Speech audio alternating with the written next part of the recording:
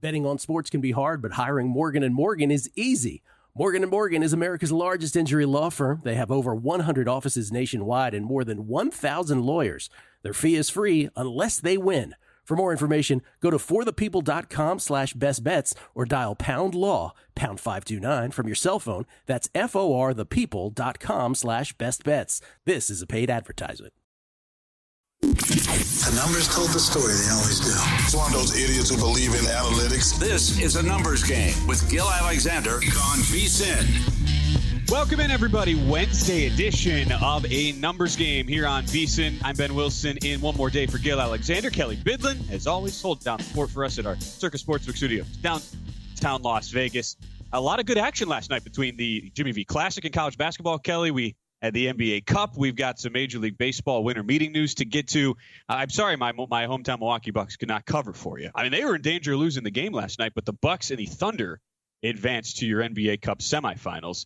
And if it were not for Jalen Suggs, you kind of have to give him credit, right, Kelly? Herculean effort to get the Magic almost across the finish line there last night in Milwaukee. Yeah, they easily could have won that game. Incredible effort from Orlando. Milwaukee came out of the gates looking like they were just expecting to walk into the next round. And the Magic, man, just like they've been doing all year, playing tough basketball, forcing turnovers, pressuring them on defense. They looked really good. And then that third quarter finally looked like things were going to start to go our way. They dropped like 13 points in it. Offense finally started to slow down. And then, yeah, Jalen Suggs in the fourth, man. What was it, 18, 20, whatever he finished with? Incredible fourth quarter from him last night that prevented, yes, the cover from getting home. You're right. They easily could have lost the game. I did get it in on a live bet in the second quarter on Milwaukee, which was a miracle cover at 4.5. 114, down 3 with a minute to go. Yeah. Yeah, down 3 with a minute to go. That's a lucky cover. So I'll take that one. But look, I try to be honest as we can about our bets. Got in on Milwaukee live. I had OKC last night. That got home. Still didn't come close to break even. That's how loaded up I was on Milwaukee pregame. So, bad night. The Cowboys are here in Vegas. They're all over the place. They're screwing up my coffee routine, so I'm a little upset this morning, Ben, all right? Lost money yesterday, and I can't get coffee. Drinking energy drinks. These are a PM drink. This is a PM drink. AM, I need coffee.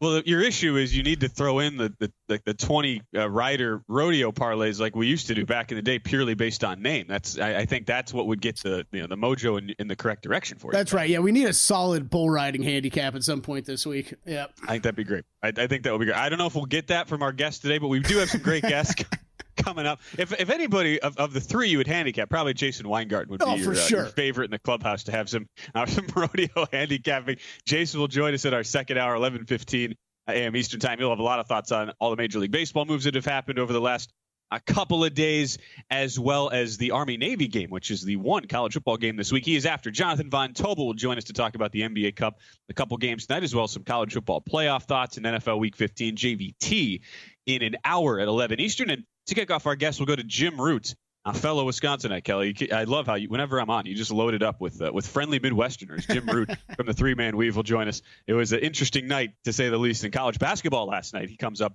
at 10:30 a.m. Eastern time. So you get the Magic. They battle hard. Bucks do get the win. Bucks are short now. They're plus 270 to win the NBA Cup. The bet that we were talking about yesterday, that I at least felt like was reasonable to take a small piece in, Giannis Antetokounmpo to be NBA Cup MVP at near 6-1. That is down to I believe plus 350 as of last check.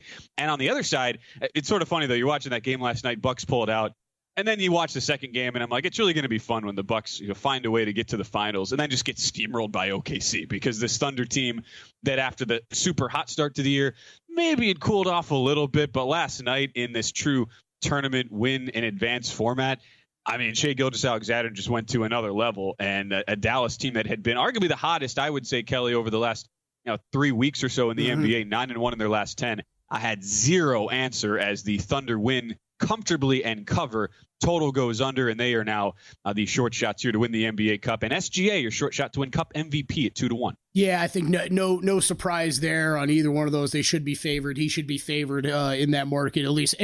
Even after whatever happens today, I would probably still say the same thing. They'll be favored. He should be favored there. It was impressive. We talked about it yesterday. Mavericks have kind of owned this team a little bit here recently, and I think this is a rivalry we're going to see only grow from here over the next several years with SGA and Luka Doncic on these teams, and two of the top two names you got to be on the lookout for MVP this year as far as who do the voters kind of want to give this award to. They're next up. Jokic obviously doing crazy things this year and is won it 3 times already. They're going to be the next names up, though, when we talk about who could win MVP. Heck of a game, like you said, though, from the Thunder, man. They really were all over the Mavericks from start to finish in this game, holding Luka Doncic to 16 points on 5 of 15 shooting, holding Kyrie Irving back a little bit. You usually see one of those guys, if one of them gets held back, usually the other one is able to have some room to operate. You just didn't see that last night. I think my biggest takeaway from this game, though, Ben, was something we had seen in the past with the Mavericks with these bigs, the rotation of bigs with Gafford and Lively, that they have really be able to capitalize on that and punish Oklahoma City for having a little bit smaller lineup. You add Isaiah Hartenstein in there this year, and he finishes with 13 rebounds last night. You just look at total rebounding overall, 52-44 advantage for OKC. That was really big in a game last night. And then SGA playing like an MVP in that game, dropping 39 points, 8 rebounds, 5 assists, 3 steals. Great game for the Thunder. And I think just honestly a big mental win, as much as we want to, as big of a deal or little a deal as you want to make out of the NBA Cup, for this kind of win in a game of somewhat significance between these two teams going forward is big. And now you look at where OKC goes from here, and not only in the NBA Cup, Kelly, but something we've been at least noticing is the futures in general, and it's something we wanted to hit on as well, because now you're sitting here, SGA, your second favorite behind Nikola Jokic, 3-1. Giannis, by the way, plus 750, third overall. We didn't really get a chance to talk about this in depth on Monday. You had this as a bet. We kind of threw it in at the end of the show since we were so heavy NFL. But I was just thinking last night watching Jalen Williams. It was a solid game. And for OKC, he is your plus 150 most improved favorite right now. But you have a bet in that market which has just come tumbling down. And there's also been a lot of injuries here that have impacted that as well throughout the course of the last couple of weeks or so. So that and Tyler Hero we're talking about is now 7-1, at least in that most improved market, which I was totally I did not have any action in. I was not aware of the sort of pricing that you got. I saw it Monday. I'm like, oh, that seems like a nice long shot. And I look up at my odds screen and I'm like, wait. This guy's 7-1 now. You got him at what, over 50-1? Yeah, 55-1 on Sunday, I believe it was. Sunday night, he really got steamed. As a shout out to Michael Montesano. He's been on Numbers Game multiple times here before. He and I will exchange texts. I love talking most improved players. My favorite award to bet, I think, in any sport is most improved player in the NBA. I think there's a little bit clearer path to what these winners usually are. It's a little bit easier to figure out. But man, you've seen the odds in this awards market bouncing around all season long.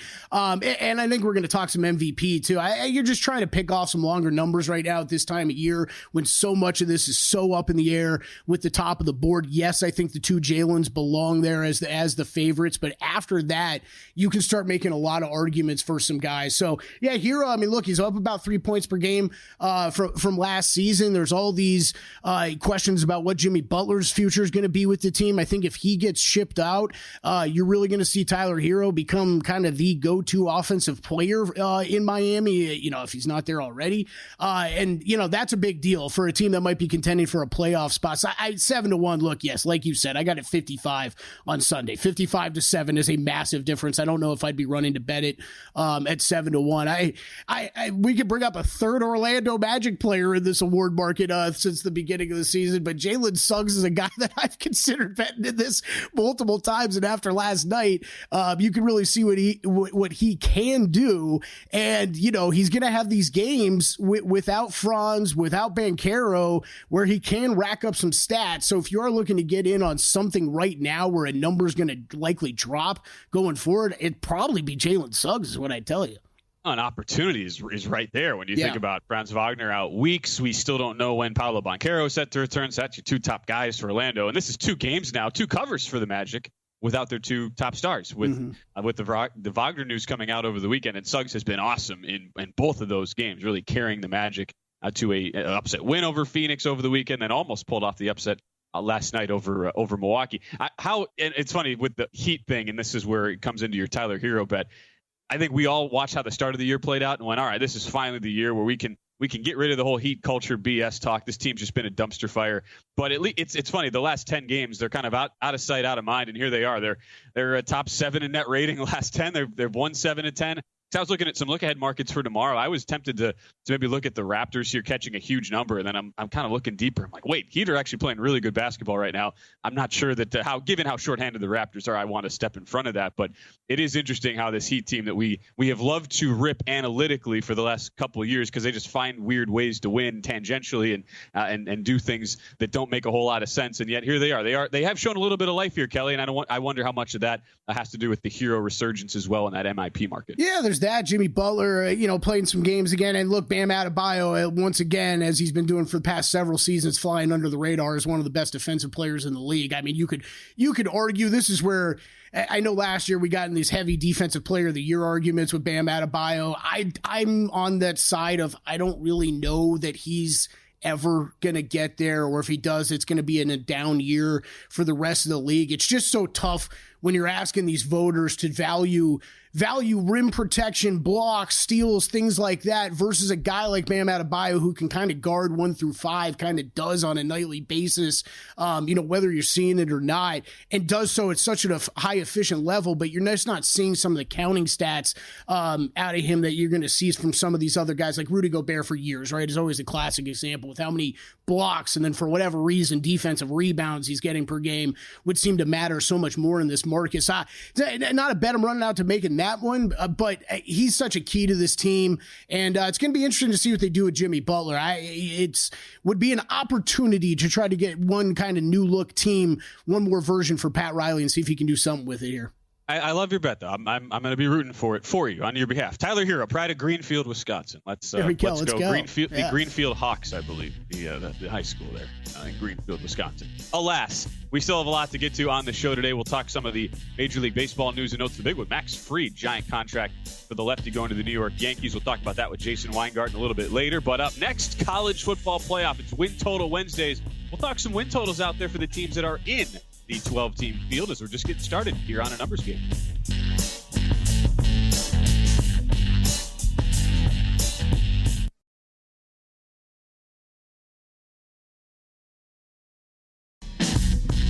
A Numbers Game on VSiN, the Sports Betting Network. Are you the type of player who's looking to get down $10,000 or more on NFL lines at the best price in the market? Or perhaps you're looking to get your in-game play instantly accepted. Introducing Sport Trade, the app that's going to change sports betting. -104 lines instead of the typical -110. Instant in-game betting and a concierge player service. Perfect for those who want a premium betting experience. Now live in New Jersey, Colorado, Iowa, Arizona, and Virginia. Download Sport Trade and use code VSiN to earn 10% cash back on each wager in your suite. Terms apply. As we are back, it's A Numbers Game on this wonderful Wednesday morning. Kelly Bidlin from downtown Las Vegas, our Circus Sportsbook studios. I'm Ben Wilson. We go out to our progressive guest line right now after a very fun night in the college hoops last night, Kelly, at the Jimmy V Classic. Mm-hmm. Well, upset. Arkansas pulls off a big win over Michigan. And we go out to our guy, Jim Root from the three-man weave, fellow Wisconsinite, who was correcting me in the break, my high school regional knowledge. Tyler Hero, a Whitnell Falcon, and embarrassed Jim, the whole show, Ben. Jim a way better basketball player than I back in the days. He was in the same conference, so you would know, Jim. You would. Welcome to the show, man. Great to have you. Yeah, happy to be here. Good to talk hoops. I mean, my claim to fame from growing up is playing against J.J. Watt in football and nearly dislocating my shoulder tackling him. So it was a pretty prominent conference. There were some good players up there in Wisconsin. Dude, Wisconsin, Kelly. I mean, you're from Florida, so you've got this different. You think, I'm sure, like, okay, Florida, it's just a powerhouse of producing talent.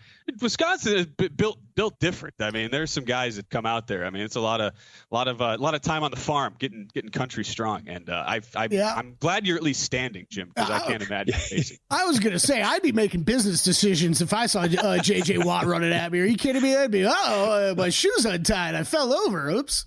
Did they have the shield? He wasn't running at me. I had him then, lined up to blindside him, and he still dislocated my shoulder. Oh I wonder what was going through young Jim Root's head as he went to try and blindside the pre-NFL J.J. Watt. Well, like what Jim and I share, that a very, very unique thing in common here, both from Wisconsin. Both are University of Missouri alumni. Did you get? Was there any emotion, Jim? A little tears falling? Was Mizzou? You and I were both at that game. 12 years ago now? 12 years ago now, when Missouri and Kansas faced off for the final time in Columbia as Big 12 rivals. We weren't sure if we'd ever see it again. Well, they faced off, and Mizzou gets the upset win on Sunday. They stormed the court, and there's a lot of questions now. People asking what's wrong with Kansas here, but that was a moment of nostalgia. I especially felt watching that thing on Sunday. Yeah, I mean, we've got that rivalry revitalized the last few years, and it's just been completely one-sided. Kansas has dominated, but I think the secret sauce, and you mentioned Arkansas getting the big win last night. Kansas played an SEC team. What are they going to do? It's SEC basketball this year. They're completely dominant in basically every challenge you put them against. The overall record is ridiculous. People that are doing bracketology right now have like 12 teams in them. Obviously, that's probably not going to last when they start playing each other and accumulating more losses. But the non-conference performance has been incredible out of that league. And Mizzou over Kansas and Arkansas over Michigan just continuing to add to that right now. Is Kansas there? I'm looking at early bracketology already. 3 seed as it stands right now. Are they destined to be that sort of team that Bill Self has had in the past? That's like, a week 3 or 4 that gets seated high just because the committee has so much respect for them, and they end up facing, what was it, the Bucknell year or the Bradley year? There's been a couple of them where Kansas was probably getting too much respect by the committee, and Better kind of saw that and picked them off. Or do you see there still being a path forward here for KU once they get into Big 12 play, once they're a little more comfortable in that sort of setting to right the ship a little bit here? Yeah, I think there's a path for them. They had a weirdly unengaged early effort against Mizzou. I don't know what that was all about, but we've seen them perform at a very high level. Some of the wins that they've already pulled off this year, the UNC win at home, and then, of course, the Duke win on a neutral court that even after Dickinson went out, they were able to hold up and secure that one late. So I think we've seen that high upside from them. And as they get into Big 12 play, and they've just got to figure out the complementary scoring, because right now teams are making DeJuan Harris score or KJ Adams score. And that's not really what those guys want to do. And it's not really the way the team was designed. It should be Rylan Griffin and AJ Storr and Zeke Mayo. Those guys have had some ups and down stretches trying to figure out their roles in that offense.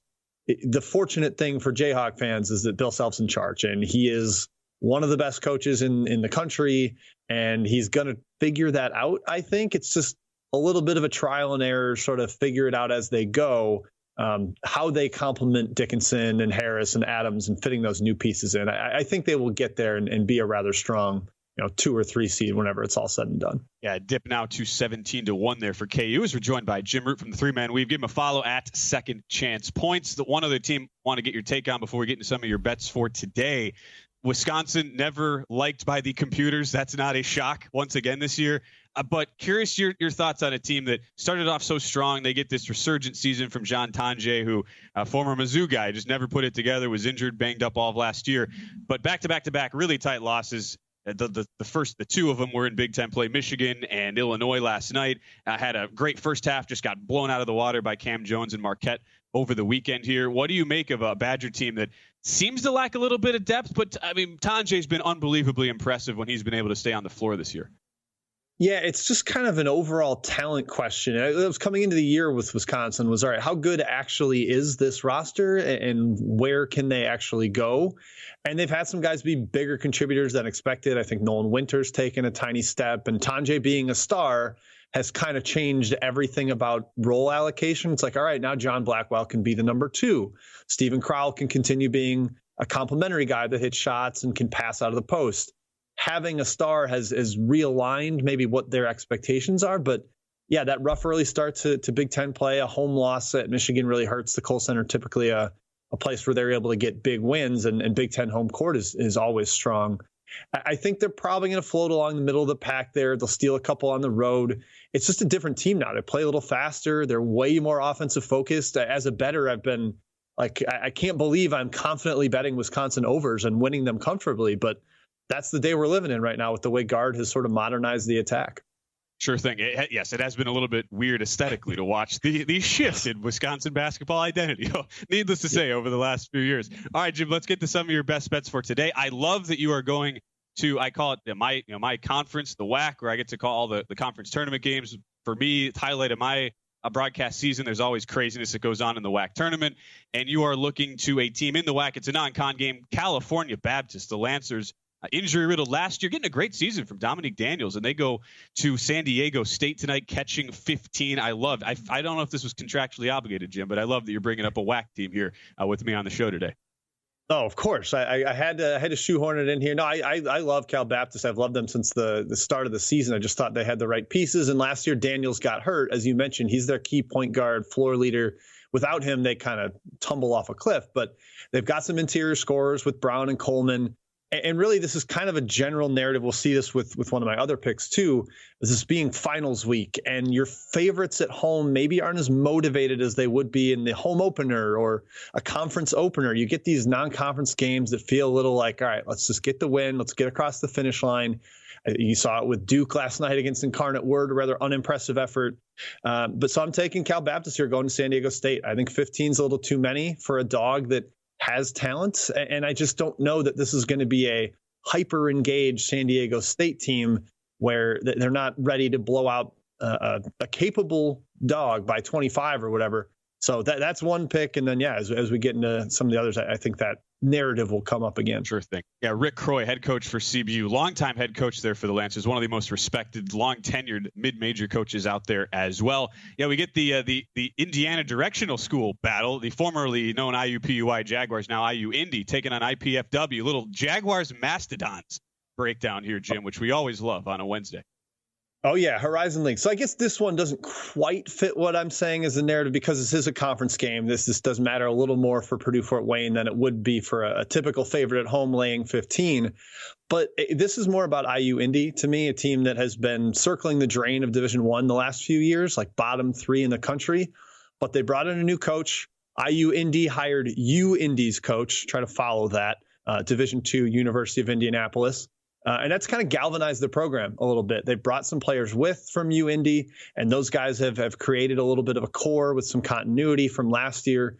They struggled a little bit out of the gate because this team isn't overly athletic, but getting into conference play, I don't think they're going to get overwhelmed by teams. So getting 15 there with IU Indy against Fort Wayne, I think is a good spot. Perfect. Then we're looking over in Fresno State, BYU. BYU off the A.J. DeBonsa news, the first ever 5-star recruit going to BYU. How about that for the Cougs? Yeah, they dug deep into the pockets for that one. So congratulations to them, to BYU. But yeah, I like this against Fresno, a team that wants to get up and down. They hired Vance Wahlberg this offseason, a coach that used to be at Pepperdine and then was in the high school ranks, the inventor of the dribble drive motion. They really ping pong back and forth up the floor. And I think BYU, off that loss to Providence in the Big East Big 12 battle, is going to be more than content to try to run up the score here, score a ton of points, and run with Fresno. So high possession count, high efficiency game up in that elevation. Great stuff. He's Jim Root from the 3-Man Weave. Always a pleasure, man, catching up with you. Be well. Best of luck here with the plays tonight.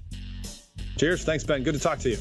Absolutely. The fellow Wisconsinite Mizzou alum, Jim Root, crosses off multiple boxes here on the ANG bingo. We'll come back, talk a little NBA Cup for tonight. How about some NFL awards? We'll do that on the other side of the numbers game.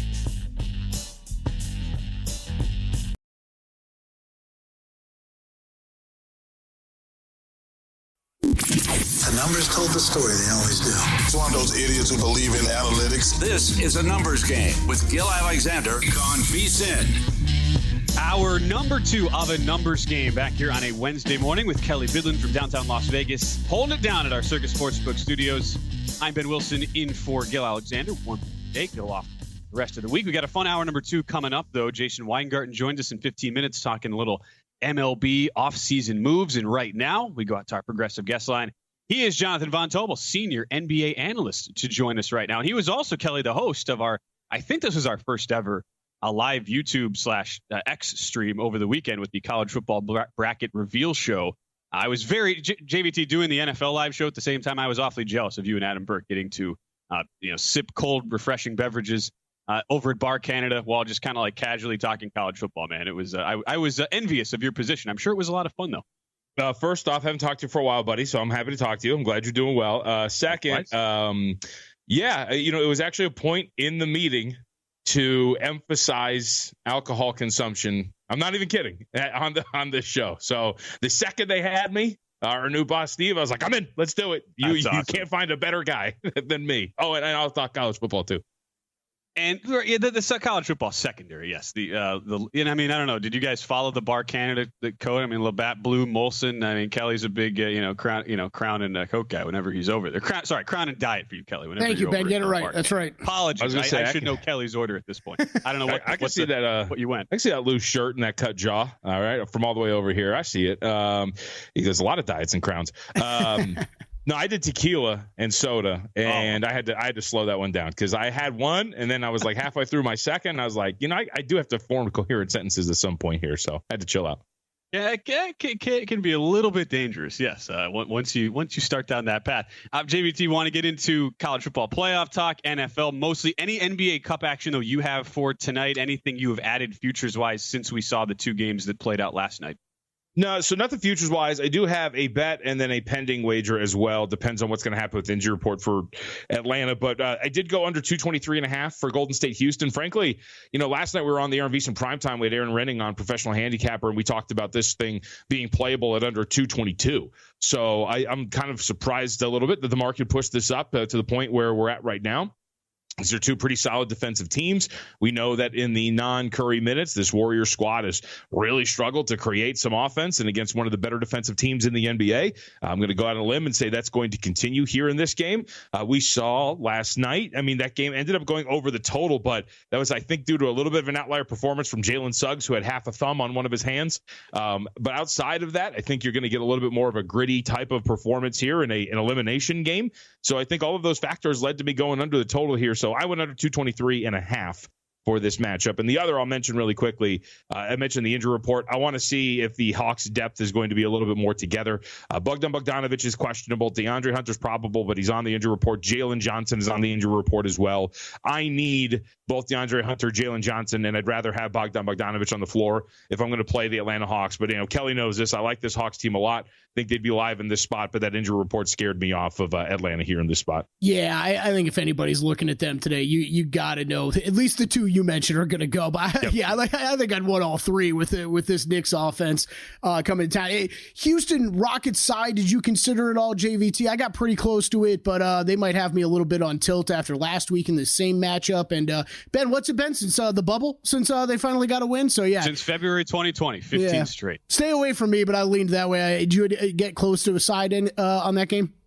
Yeah, for me, it was probably going to be Houston. Golden State, as we've kind of seen here, has fallen off quite a bit since that really hot start. And a lot of it has had to do with that offense, right? And even in that win against Houston, you didn't even crack 100 when they played a couple of days ago. So a little mini revenge spot there for Houston to kind of get this thing done. Don't really like the way the Golden State's playing. So yeah, I thought it was going to be Houston or nothing here. I like this Warriors team, as you know, and I've got this win total over as my favorite one. And we've kind of tapered off a little bit here. I think they're at a good pace to still get this thing over, but I very much kind of started to stretch the collar out a little bit with this win total for Golden State. Would like them to pick it up a bit.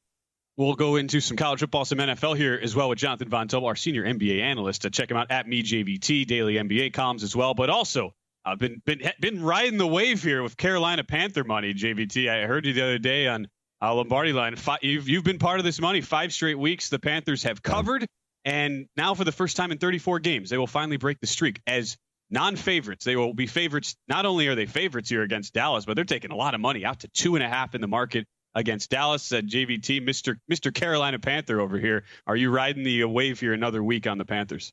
Yes, they've covered 5 straight. I've bet on them for 6 straight. My run started in that Broncos game that they failed to cover. Whether they catch like 14 or whatever it was, 6 weeks ago. This is the week for sure that I'm either going to pass or, Ben, I'm waiting for 3 if that full 3 comes up here with Dallas. It's been a very good run for Carolina. They have been absolutely fantastic, as you've mentioned, covering these games. They're playing with a little bit more verve, right? They're actually showing some confidence. Bryce Young has looked a lot better by his own standards. But if you just look at this run that they've been on, guys, we're talking about 7-point underdog, 6.5-point underdog, 10.5-point underdog, 6.5-point underdog, 14-point underdog. And yes, right? Like we're talking about like 1-score games with Kansas City, Tampa Bay, and Philly, but it is so much easier to ask a team like this to stay inside of big numbers as opposed to win by margin. And that is the thing that really turns me off here. So if it gets to that full 3, I'm going to be in. I'll take that 3 with Dallas. I understand if everybody wants to get, kind of hop off with Dallas after the failed cover. Really an awful beat for you on Monday night. Overshown is out on defense too, so that's a pretty big blow here. But Carolina still has issues on defense. And I just don't know if I'm ready. Look, like you said, I've been Mr. Panther. But I've been Mr. Panther catching points. I don't know if I'm ready to ask Bryce Young to win by margin in a spot like this. So I'll wait for 3. If it doesn't get there, I won't have anything in this game. Hey, credit to you, man. You've come on here every single week and brought up Carolina Panthers, and yeah, it has become a thing. I know we want to get to some college football with you. Anything else in the NFL this week that really jumped out to you?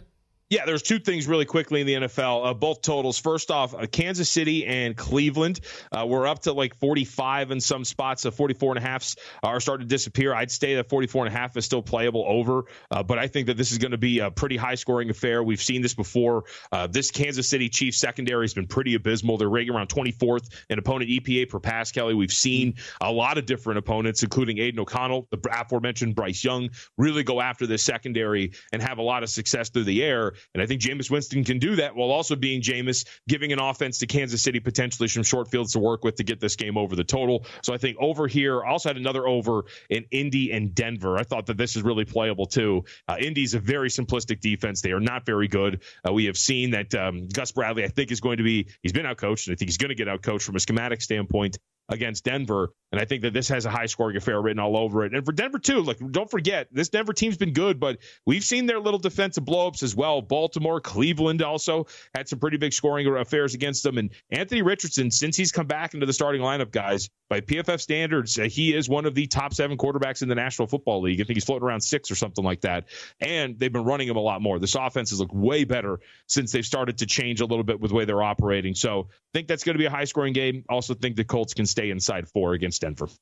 He is Jonathan Von Tobel with us right now on a numbers game, talking a little NBA, NFL. We also transitioned JVT into the college football, where not only are the playoff lines they've been out, they've been bet into, but we also have bowl games now out, and we get ready for the portal season where we're going to get just giant swings in the bowl stuff. Anything other bowl games besides the playoff that you think would be good bets now before some of this portal stuff comes out, if there are kind of rumors and directions leading certain ways?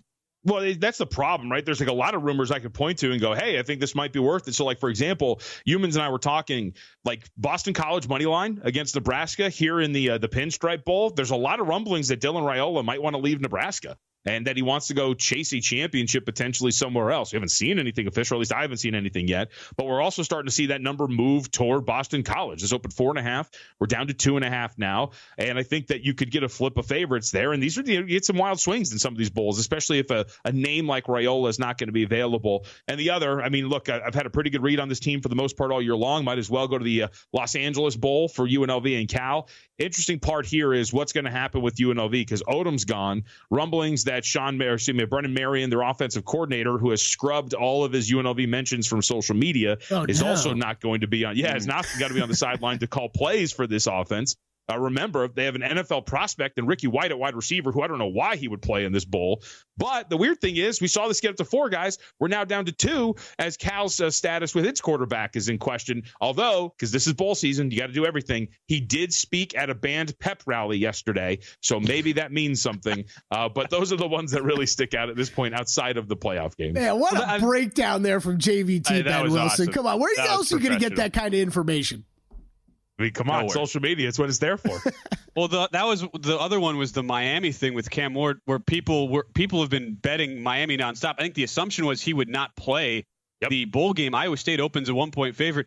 You see this, Kelly? There was literally like I don't know which social media it was on, but it's him. Like it was like a recorded FaceTime with him and Shadur Sanders, where Cam Ward's like, "Yeah, I'm playing," and now Miami's out to 4.5-point favorites. It's like if it's come to that level, JVT, and that's what I think bothers a lot of bettors about betting bowl games, but that's also what can be brilliant if you're on the right side of it.